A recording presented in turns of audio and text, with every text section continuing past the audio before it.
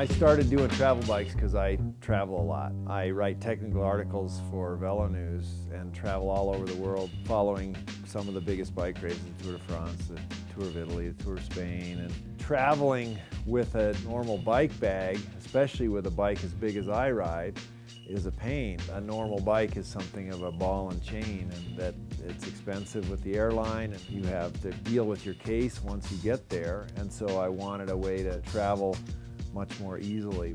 The case that the travel bikes fit in is 28 by 28 by 10. This is exactly the size of two of these wheels stacked directly one on top of the other, but yet you get all the rest of this fits in there.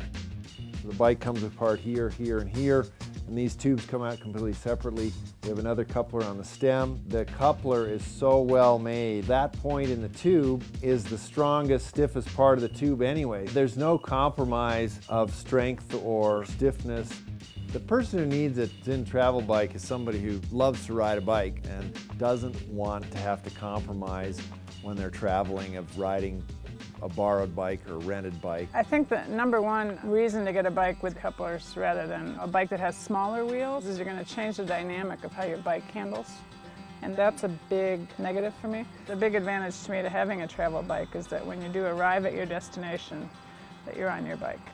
I select the materials and the tubing and the geometry to fit the rider and what they're going to use it for. If you haven't experienced the problems that your customer has, then I don't think you can fully engineer those problems out. I travel a lot with these things and over the years made more adjustments and changes and improvements. And so when I'm done with this, I know that that's the best bike that they could have. It's just fully engineered, fully figured out because I travel so much and I won't have it any other way.